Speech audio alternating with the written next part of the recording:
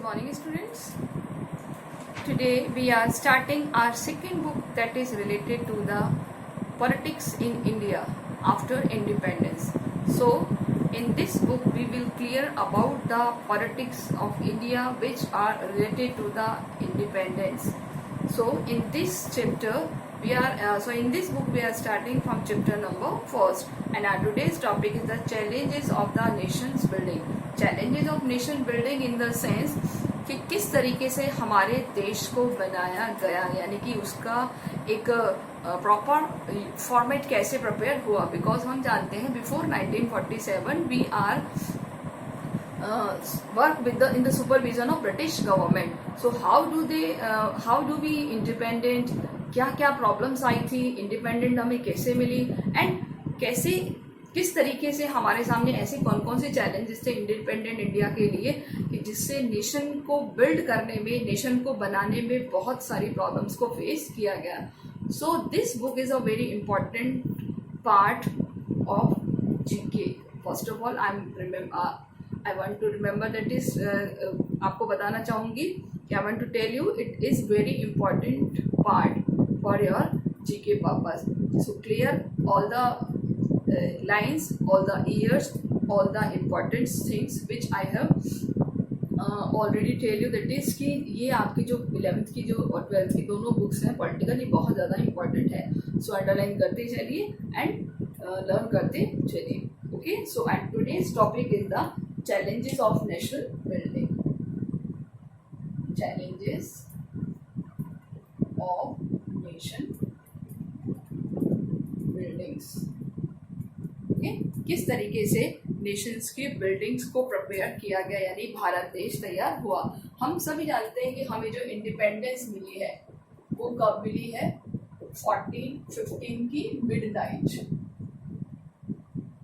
तो यहाँ पर 2 डेट्स क्यों लिखी है, 14 और 15? बिकॉज 14 तारीख की आधी रात और 15 तारीख शुरू हो गई थी 12 बजे. उसकी मिडनाइट की बात है ये 1947. 1947 में क्या हुआ था कि हमें इंडिपेंडेंट मिली थी, और उस टाइम पंडित नेहरू ने, जवाहरलाल नेहरू ने एक स्पीच दी थी. क्या दी थी? एक स्पीच दी थी, और मतलब address special session of constituent assembly that night. So Pandit Nehru ने जो स्पीच दी थी उस मिडनाइट को, उसको एक पर्टिकुलर नाम से बुलाया गया है, that is the trust with the destiny.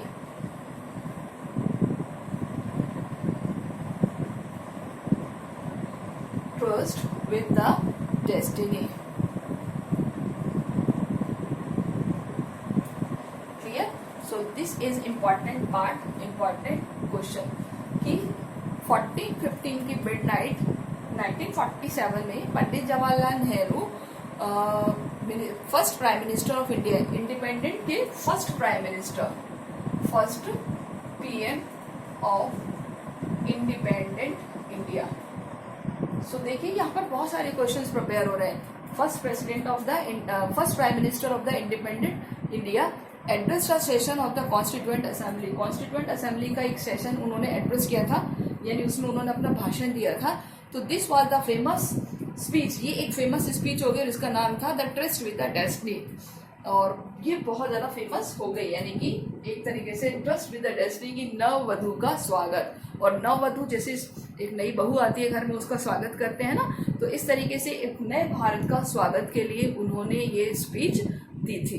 तो यहाँ पर हमारा एक क्वेश्चन प्रिपेयर हो रहा है, कब दिया है? The midnight. हु? पंडित जवाहरलाल नेहरू. अब हमारे सामने 2 गोल्स थे.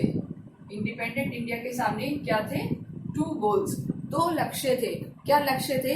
पहला लक्ष्य ये था कि हमारे कंट्री को किस सिस्टम से चलाया जाए, कैसे चलाया जाए. यानी कि वो 2 गोल्स ये थे कि हमारा जो कंट्री है अभी अभी इंडिपेंडेंट हुआ है, कि there are everyone agree to upon one land independence we shall run country through the democratic government. क्या हमें डेमोक्रेटिक गवर्नमेंट से चलाना चाहिए? तो first is the democratic government, क्योंकि इससे पहले तो हमारे पास क्या था? मोनार्की था. तो हमें एक सबसे बड़ा लक्ष्य ये था कि क्या डेमोक्रेटिक गवर्नमेंट होनी चाहिए, and the government will be run for the good for all section of the society. पहला लक्ष्य ये था। दूसरा क्या था, the government for all sections of the society, यानी जो हमारी गवर्नमेंट होगी सोसाइटी के हर सेक्शंस के लिए होगी, चाहे वो पुअर हो, गरीब हो, या फिर कोई डिस्क्रिमिनेट हो, किसी बेसिस पर किसी के साथ कोई डिस्क्रिमिनेट नहीं किया जाएगा। ऐसी गवर्नमेंट जो सबके लिए एक गुड वर्क करेगी, the good work for all, particularly poor, और पर्टिकुलर किसके सेगमेंट के लिए, पुअर सेगमेंट के लिए जो हमारी सोसाइटी से डिप्राइव्ड है। So they have independent at the time come to the realise the promise of freedom.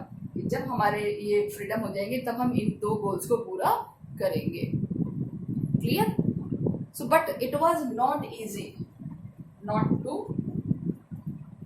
Easy, यह आसान नहीं था।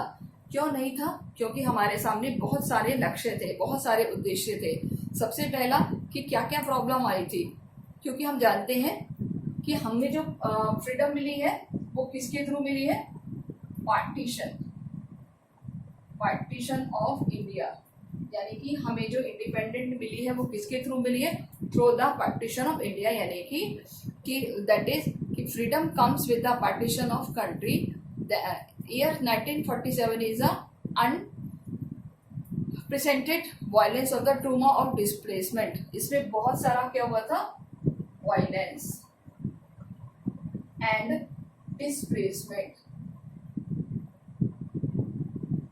ट्रूमा ऑफ वायलेंस मतलब बहुत सारी हिंसा होना, त्रासदी होना बहुत बड़ी, दैट इज, और the trauma of the displacement, बहुत सारे लोगों को अपनी प्लेस से डिस्प्लेसमेंट भी होना पड़ा। So it was the situation that independent India started it's journey with the achieve several objects. और इस तरीके से हमने जो अपनी जर्नी शुरू की थी वो बहुत सारे ऑब्जेक्ट्स के साथ शुरू की थी। Yet turmoil accompanied independence did not make leader lost sight multiple challenges faced a new nation। तो ये एक ऐसा टाइम था जब हमने बहुत सारी उथल पुथल को, बहुत सारे चेंजेस को सहन किया है। Clear? So here is 2-3 questions I have right. India independent कब हुआ है? The first speech by the person, name of the person, the subject of the speech, where they give the speech, और What was the goal of independent India? Independent India के सामने क्या क्या गोल थे। और ये इजी नहीं था, क्यों? क्योंकि हमने इंडिया उस टाइम इंडिया के पार्टीशंस हुए थे, 2 टुकड़े हुए थे, जिसकी वजह से बहुत सारा वायलेंस हुआ था और बहुत सारे लोगों को डिस्प्लेस भी होना पड़ा था, यानी जगह छोड़नी पड़ी थी। अब हम बात करेंगे कि इंडिया के सामने क्या क्या चैलेंजेस थे। So what was the challenges in front of India? So there are 3 challenges. First of all, this is important question. 3 challenges in front of independent India. स्वतंत्र भारत के सामने 3 क्या क्या चैलेंजेस थे वो हम देखते हैं। क्योंकि हम जानते हैं कि हमें जो इंडिपेंडेंट मिली है, एक बहुत बड़ा पार्टीशन हुआ था और जिसमें बहुत सारे लोगों को डिस्प्लेस हुआ था, बहुत सारा वायलेंस भी हुआ था, बहुत सारा ह्यूमन लॉस भी हुआ था, फाइनेंशियल लॉस था। तो इन सबको समेटना, इन सबको डेवलप करना एक बहुत बड़ी रिस्पॉन्सिबिलिटी थी, और इस रिस्पॉन्सिबिलिटी को फुलफिल करने में there are 3 challenges in front of us. So what are the challenges? First challenges कि इंडिया को किस तरीके से शेप दी जाए, shape of a nation. First challenge था शेप ऑफ अ नेशन, कि भारत की जो शेप है वो कैसे होगी, किस तरीके से भारत को शेप दी जानी चाहिए। Shape of the nation in the sense कि nation that is the accompany the diversity in the society. India was a continental size that is a diversity basis of religion. यहाँ पर क्या थी, बहुत सारी डाइवर्सिटी थी on the basis of religion, language, और हमारा एक कॉन्टिनेंटल एरिया था, जोग्राफिकल एरिया भी ऐसा था। तो इंडियन गवर्नमेंट के सामने क्या था, एक बहुत बड़ा चैलेंजेस था कि उस चैलेंज को कैसे पूरा किया जाए, यानी कि India was a land continental size की लैंड है ये। इसके अलावा यहाँ पर बहुत सारी डाइवर्सिटीज हैं, the people speak different language, बहुत सारी भाषाओं को बोलते हैं, and the difficult cultures and the religion, so उस कल्चर्स को रिलीजन को मिक्स करना बहुत डिफिकल्ट था। So this is the first challenges to shape the nation, की भारत को किस तरह की शेप दी जाए। So it time widely believed the country fulfill this kind of diversity come not remain together for a long, कि अगर ऐसा रहा तो ये बहुत लंबे टाइम तक साथ नहीं चलेगा। So the partition country happened that everyone was first fear, यानी कि सब कुछ डर रहा था, but after that फिर भी इसको एक्सेप्ट किया गया। और सेकंड बात करते हैं कि सेकंड चैलेंज था हमारे सामने, that is the establish democracy. अभी जैसे हमने बात करी थी, हमें इंडिया को किस अकॉर्डिंग मूव करना था, अकॉर्डिंग टू द डेमोक्रेसी। सो हमारे सामने सबसे बड़ा क्या था कि कॉन्स्टिट्यूशन है हमारा, और कॉन्स्टिट्यूशन में क्या होगा, यानी कि constitution provide fundamental rights for everyone, यानी हर किसी के लिए जब फंडामेंटल राइट्स की सिस्टम होगा। इसके अलावा India adopted a democracy in the parliamentary form of the government. इसके अलावा दूसरा क्या था, पार्लियामेंट्री सिस्टम था,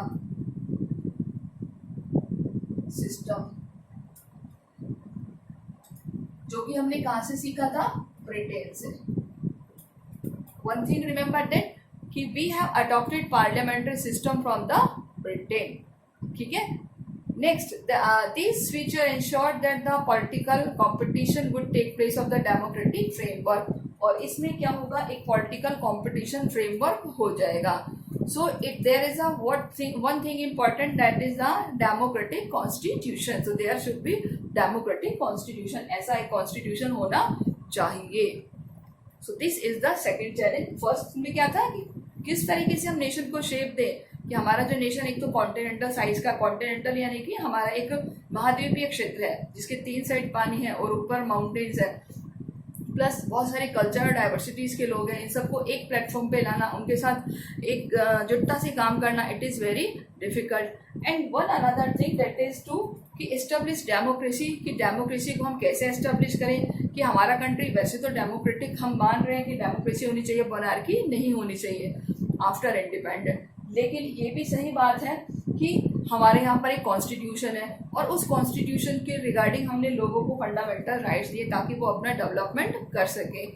अब डेवलपमेंट जब वो करेंगे तो हमारे यहाँ पर एक और सिस्टम है, that is the parliamentary system. According to parliamentary system there is a कि पॉलिटिकल पार्टी होंगी, एक कंप्लीट कंपटीशन होगा पॉलिटिकल पार्टीज के बीच, and they create competition and they make their government. तो किस तरीके से पॉलिटिकल पार्टीज को बनाया जाना चाहिए। And third is the development and the well being of the state. Third challenge क्या था, development and well being of the society, कि किस तरीके से सोसाइटी को डेवलप किया जाए। बिकॉज हमारे यहाँ पर क्या था कि some constitution clearly laid down the principle of equality and the special protection for the socially disadvantaged group and the religious or cultural circumstances. Although we have believe in the equality, इसमें believe करते हैं equality में for all sections, यानी society के हर sections में हम किस चीज के लिए बिलीव करते हैं, इक्वालिटी के बिलीव करते हैं। लेकिन फिर भी हमारे यहाँ क्या है कि कुछ ऐसे प्रिंसिपल्स हैं जो सोसाइटी के बैकवर्ड सेक्शंस के लिए सबसे ज़्यादा है, जो बेसिकली रिलीजियसली और कल्चरली कम्युनिटीज हैं। So constitutional set also out of the directive principle state policy. इसके लिए यहाँ पर हमने को क्या DPSP, जिससे सोसाइटी का डेवलपमेंट किया जा सके, because these are related to the welfare of state. Welfare यानी कल्याण की भावना, समाज में कल्याणकारी भावना का आना। So on the basis of we have create that is the DPSP, that is the welfare goal and the democratic policy politics much achieve. So that is the real changes कि हम अब इसको कैसे अचीव करें, हम इसको कैसे अपना एक गोल बनाएं और उसको कैसे अचीव करें. So all these 3 challenges related to the independent India. ठीक है. So in next segment we will see कि क्या इंडिया अपना इस गोल को अचीव करने में सक्सेस रहा या उसके सामने और कोई प्रॉब्लम्स आई थी. ठीक है. तो देखते हैं हम सेकंड पैराग्राफ में क्या लिखा हुआ है कि how did India respond this challenges. India ने इसको कैसे रिस्पॉन्ड किया, यानी कि how India respond this challenges, यानी इन चैलेंजेस के रिगार्डिंग इंडिया ने कैसा रिस्पॉन्स किया होगा, कौन कौन सी प्रॉब्लम्स आई हुए हैं, क्या क्या अचीव किया है, कुछ डेफिशिएट है, कुछ कॉन्स्टिट्यूशन में मेंशन है या कुछ कहीं पर भी है. सो हम इसमें बहुत सारी ऐसी प्रॉब्लम्स हैं जिसके बारे में देखेंगे.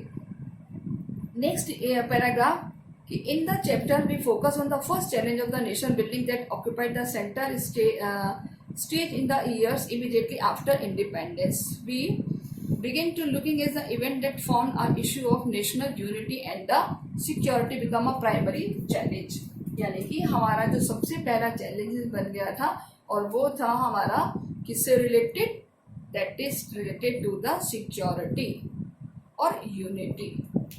क्या था, यूनिटी एंड सिक्योरिटी. देखिए यूनिटी क्यों था, क्योंकि हमारा जो इंडिया था आपको पता ही है बहुत सारी लैंग्वेजेस में, रिलीजियस में डाइवर्ट था. अब उस सबको यूनिफाइड करके रखना है. It is a greatest challenge in front of India. कि इंडिया की जो गवर्नमेंट थी उसके सामने एक सबसे बड़ा चैलेंजेस ये था सिक्योरिटी, कि अभी हम फ्री हुए हैं, अभी हम आज़ाद हुए हैं और हमारे ऊपर कोई और कैप्चर ना करने, क्योंकि अभी तो सारी पॉपुलेशन किसी के साथ कनेक्टेड नहीं है. So these are another things. So, we shall then to how India chose a shape itself on nation, united or shape of history and the common destiny. The unity had the reflect the aspiration of people across the different religions, deal with the disparity that existed among region and the different section of the people. In the next chapter, we will see about the challenges established of the democracy. यानी कि किस तरीके से हम देखते हैं ये एक शेप दी है हमारे नेशन को. सो अभी इसमें लास्ट के 2 पैराग्राफ में ज़्यादा कुछ इंपॉर्टेंट नहीं है.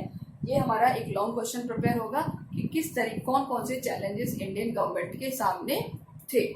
Okay. In your book page number 5 पे कुछ टिकट्स दी हुई है, डाक tickets, that is the mention in the republic of India. Republic of India. So there are 3 tickets.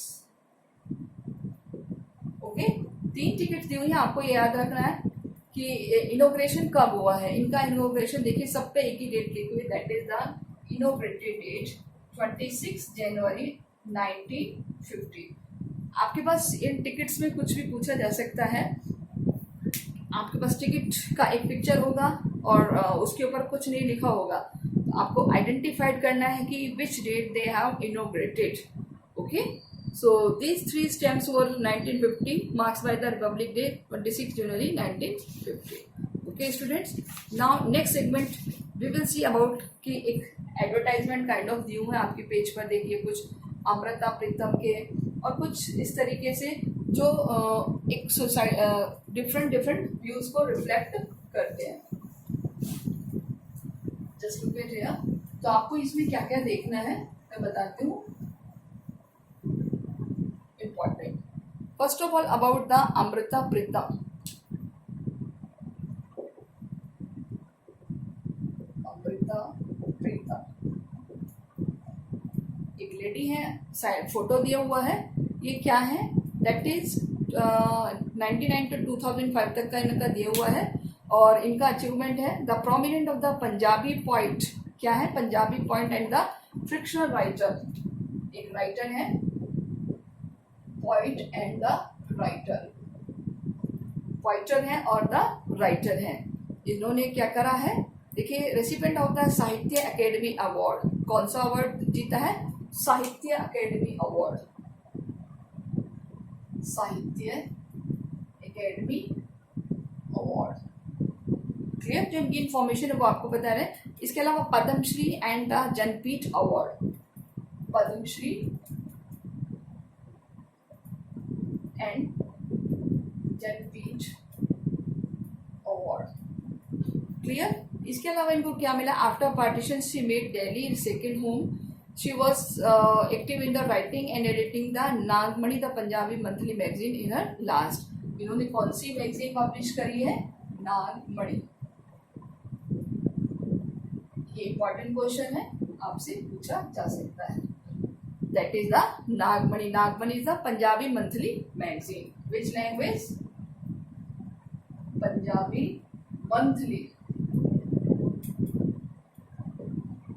Magazine. ठीक है, देखिए जब आप किसी कंपटीशन की प्रिपरेशन करते हैं तो वहां पर इस तरह की नॉलेज काम आती है कि Amrita Pritam have issued a magazine which is related to the which language? That is the Punjabi, Hindi और इंग्लिश और वट एवर कोई और ऑप्शन होगा। So that is the Punjabi and the subject of this, the topic of this, that is the Nagmani. तो देखिए इन्होंने side में एक कविता भी दी हुई है, पोएम है, टुडे आई कॉल वारिस शाह। वारिस शाह को इन्होंने कॉल किया और उससे रिलेटेड पोएम है, तो आपको ये याद रखने की जरूरत नहीं है। बट आपके पास जो बायोग्राफी में इंपॉर्टेंट थिंग है उनकी फोटो है और वो दी हुई है, वो आप याद रखें। इसके साथ साथ एक और person, that is the Faiz Ahmed Faiz. Faiz Ahmed Faiz. Clear, तो इस तरीके से इनके अचीवमेंट्स क्या है?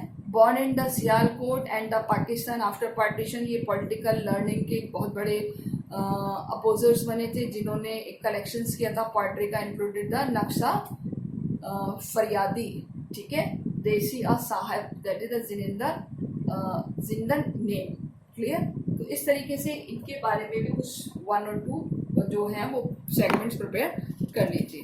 ओके, तो मोस्ट ऑफ अमृता प्रीतम का है। In next we will see about the partition, displacement and the rehabilitations.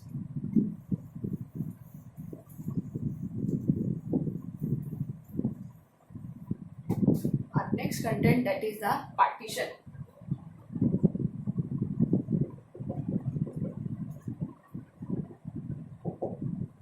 Partition, देखिए there is a 2 stories related to the displacement.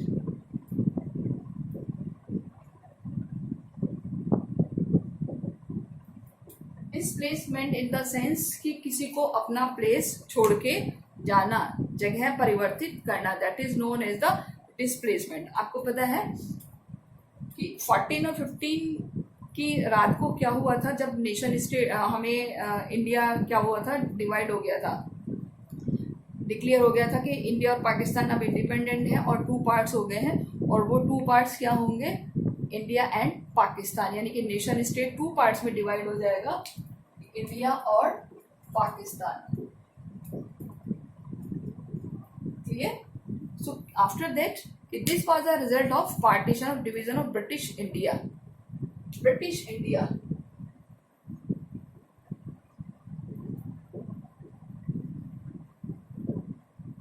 देखिए जो हिस्सा भारत का किसके पास था? ब्रिटिश के पास था, उसे क्या कहा गया है?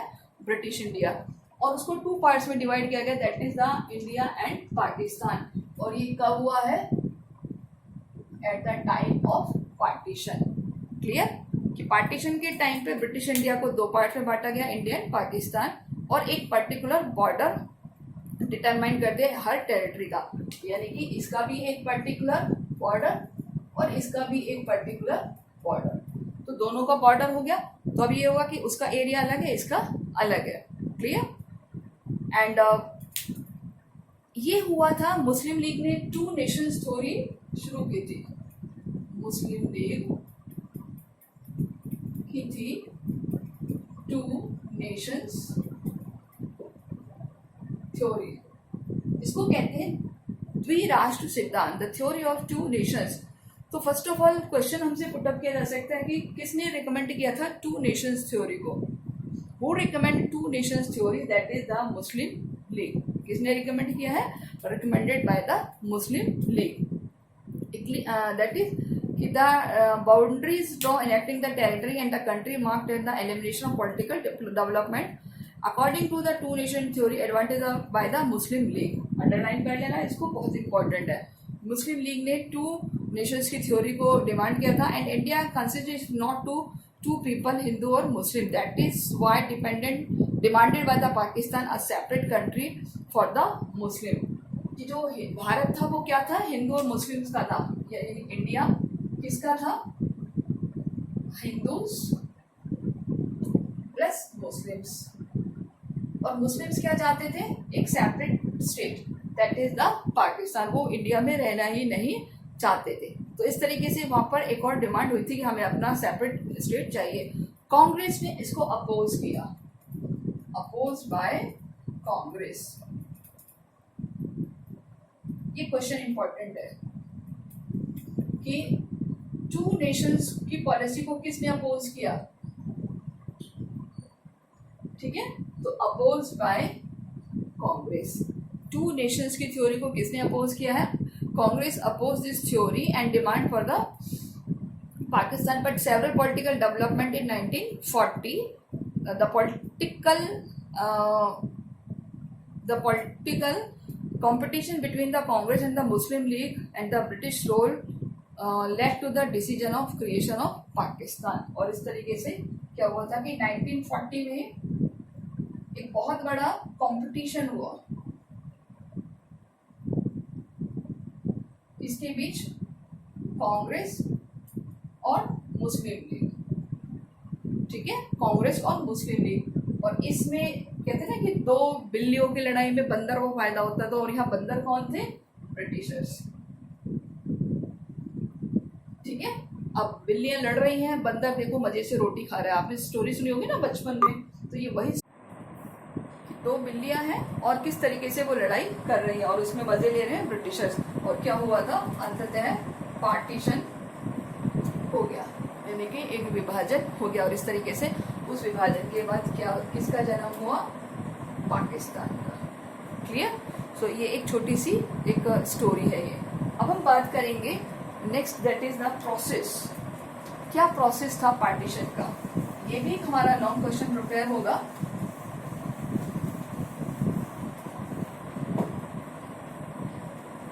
The process of partition. Partition का क्या प्रोसेस था, यानी कि प्रोसेस ऑफ पार्टीशन। तो सबसे पहले हम बात करेंगे कि इंडिया को टू पार्ट्स में डिवाइड कर दिया था, that is India and Pakistan. So ये बहुत ही पेनफुल था, बहुत ही डिफिकल्ट था डिसाइड करना कि कौन लोग कहाँ रहेगा, क्योंकि religious majority is basically means that is where the Muslims were majority would made the territory in Pakistan और रेस्ट विल इन इंडिया। यानी कि जो मुस्लिम्स होंगे मुस्लिम्स विद द पाकिस्तान, यानी कि मुस्लिम कम्युनिटी कहाँ जाएगी, पाकिस्तान के, और रेस्ट ऑफ विद इंडिया। और जो बाकी बच्चे होंगे वो किसके साथ रहेंगे, इंडिया के साथ रहेंगे। सो ये डिफिकल्ट बहुत ज़्यादा था, क्यों, क्योंकि हर पार्ट में क्या थे, इंडिया के लोग रहते थे, चाहे वो किसी भी पार्ट से रिलेटेड हो। तो इंडिया के लिए ये बहुत ज़्यादा डिफिकल्ट था, बहुत ज़्यादा पेनफुल था। तो हम बात करेंगे कि क्या प्रोसेस था पार्टीशंस का। पार्टीशंस में हम देखते हैं कि सबसे पहले यहाँ पर एक और क्वेश्चन हम प्रिपेयर करेंगे कि मुस्लिम मेजॉरिटी के लोग कहाँ कहाँ रहते थे और ब्रिटिश ने इसको कैसे डिवाइड किया है। तो we will see about the west and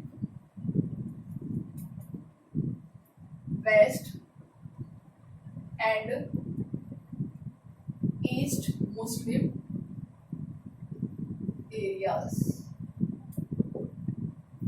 कि वेस्ट और मुस्लिम एरियाज हैं, वेस्ट और ईस्ट के जो भी मुस्लिम एरियाज हैं वो सारे किसके हैं, पाकिस्तान के सुपरविजन में चले जाएंगे। तो ब्रिटिश इंडिया ने कैसे डिवाइड किया, देखिए कि a idea major appear simple but is presented in the all kind of difficulties. First of all there is no single belt Muslim majority areas in the British India, यानी कि कोई भी ऐसे सिंगल बेल्ट नहीं थी। अगर हम इंडिया का मैप बनाकर देखें तो इस तरीके से कोई भी ऐसी सिंपल बेल्ट नहीं थी, या तो इस तरफ रहते थे मुस्लिम या फिर इस तरफ मुस्लिम्स रहते थे। मुस्लिम्स की जो कम्युनिटी है वो क्या थी, वो डाइवर्टेड थी, कोई पर्टिकुलर एरिया में नहीं थे, वो बटे हुए थे, कुछ वेस्ट में और कुछ ईस्ट में।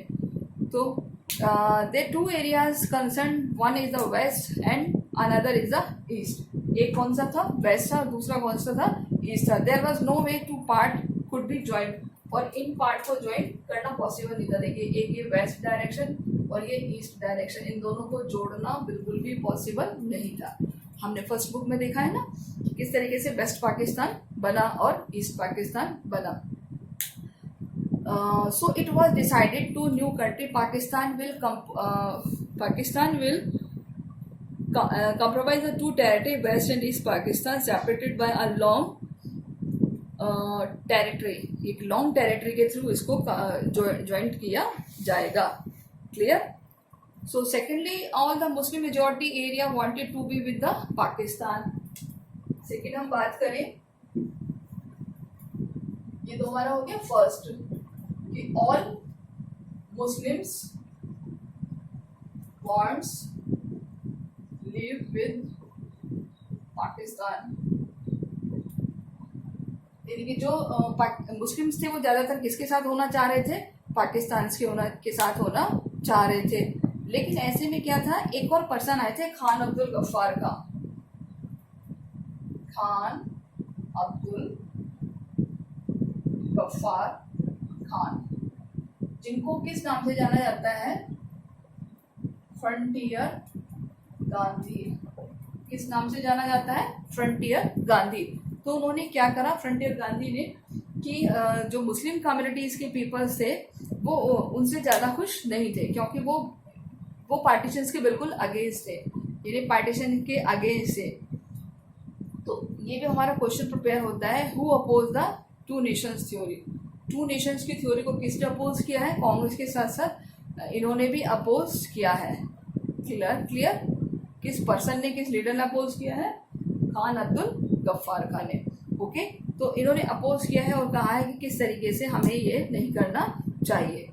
सो eventually he force to simplify, ignore the NWFP, यानी कि north west frontier Pakistan was made the merge with the Pakistan. और इस तरीके से जो नॉर्थ वेस्ट का एरिया था उसको अलग अलग रहने दिया, यानी पाकिस्तान को अलग अलग नॉर्थ पाकिस्तान और वेस्ट पाकिस्तान के नाम से बुलाया गया। थर्ड प्रॉब्लम क्या थी, that is the Muslim majority provinces of British India, Punjab and Bengal. The Muslim majority provinces in the Punjab and Bengal. अब देखिए किस तरीके से बंगाल को हम आज वेस्ट बंगाल बोलते हैं, एक ईस्ट बंगाल होता है, एक वेस्ट बंगाल होता है ना। तो हम देखेंगे कि this majority was divided into Punjab and Bengal, had a very large area, there is a non Muslim were in majority. यहाँ पर क्या थे, नॉन मुस्लिम थे, non Muslim majority in the Punjab and Bengal. Eventually it decided that these two provinces would be bifurcated according to the religious majority, and the district is even lower level. The decisions could not be made by the midnight 14 and 15. It meant that a large number of people did not know how to they independence, whether they are in India or Pakistan. यानी कि ये लोग यहाँ पर Muslim majority बहुत ज़्यादा नहीं थी, बहुत कम थी, तो इन लोगों को ये पता नहीं था कि ये किसके साथ होंगे, whether they are with India और Pakistan. Okay, the partition of the two provinces cause the deepest trauma of partition. तो इसमें क्या हुआ, बंगाल का डिवीजन हुआ। आप देखिए साइड में एक ग्लॉसरी दी हुई है, इसमें लिखा कि east Bengal become to the Bangladesh, यानी कि बंगाल का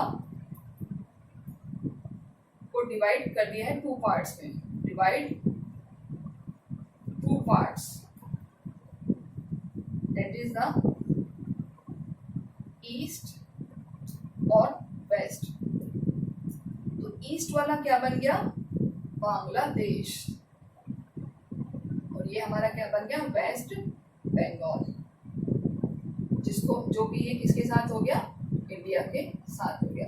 तो जो मुस्लिम कम्युनिटी वो थी वो कहाँ चली गई, आज जिसको हम बांग्लादेश कहते हैं, लेकिन कभी ये क्या था, ईस्ट पाकिस्तान था। हम जानते हैं कभी ये क्या था, ईस्ट पाकिस्तान था, बट इन लोगों ने भी पाकिस्तान के साथ रेवोल्यूशन किया और अपना खुद का एक अलग से बांग्लादेश बना लिया था। इसकी स्टोरी हम फर्स्ट बुक में पढ़ चुके हैं, तो ये वही स्टोरी है 1971 में। ओके, सो इस तरीके से बंगाल को विभाजित किया गया है 2 पार्ट्स में। So this was the fourth and the most incredible of the problem, that is the problem of the minorities in the both side. Fourth problem क्या थी, देखिए हमारी, related to the minorities. Fourth problem related to the minorities. Minorities से related both problem क्या थी कि दोनों ही इसमें माइनॉरिटीज के लोग रहते थे। Lakhs of Hindu Sikhs were in Pakistan and ऐसे ही Muslims were in the Punjab और बंगाल। तो जब दोनों साइड में लोग रहते थे तो क्या हुआ, they were to discover that they were undesirable against to their own home at the land where their ancestors had lived in the centuries. यानी कि जो सेंचुरीज से उनके जो एंसेंटर्स इन द पीढ़ी दर पीढ़ी वो चलते आ रहे, उनके प्रॉब्लम्स शुरू हो गए, यानी कि अ ग्रेट प्रॉब्लम।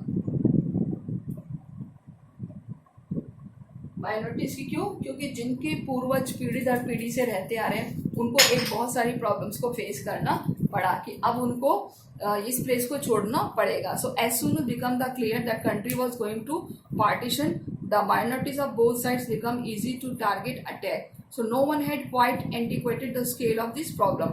जब उनको पता चला कि माइनॉरिटीज को कोई ऑप्शन नहीं है, अभी बहुत बड़ी एक प्रॉब्लम क्रिएट हो रही है, तो फिर उन्होंने क्या सोचा कि उन्होंने अपने आप को माइग्रेट करने का सोचा। So no one had any face to handling this. Initially the people and political leader kept hoping that the violence has temporary and would be controlled soon, but very soon the violence went up to control. The minorities on both sides of border were left with no option except leave their homes often a few hours notice. यानी कि उन बेचारों के पास कोई और option नहीं था कि वो अपना घर छोड़ दें।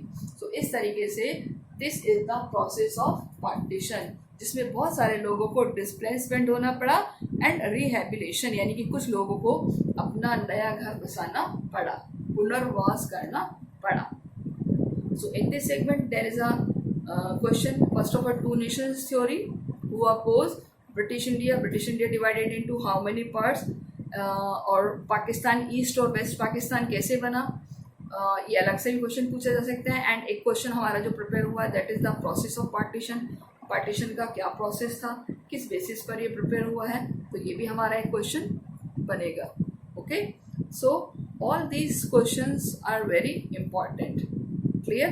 तो हमारे डिवीजन का बेसिस क्या था कि रिलीजियस मेजॉरिटी जहाँ भी होगी वो मुस्लिम कहाँ पर होगी, तो वो पाकिस्तान में होगी, और बाकी जो रेस्ट हैं चाहे वो मुस्लिम्स हैं या फिर हिंदू हैं या सिख्स हैं, वो जहाँ रहना चाहें वो रह सकते हैं। So they live with the India. Clear? After that कि इंडिया को जब डिवाइड कर दिया था तो क्या था, किस तरीके से पार्टीशंस के रीजन सामने आए हैं, तो वो 4 रीजंस आपको करने हैं आपकी होमवर्क कॉपी में। Okay, so all 4 reasons are important. First is the east and west Pakistan, second is related to the frontier Gandhi वाला पोर्शन आ जाएगा, third is related to the Punjab and Bengal का पार्टीशन, और बंगाल को पार्टिसिपेट करके डिवाइड करके 2 पार्ट्स बना दिए, एंड फोर्थ आ जाएगा problems related to the minorities.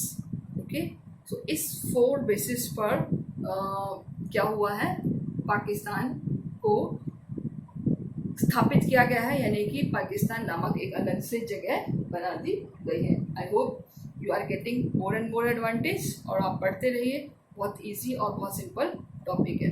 ठीक है, so next will cover in the next video. Okay, thank you students.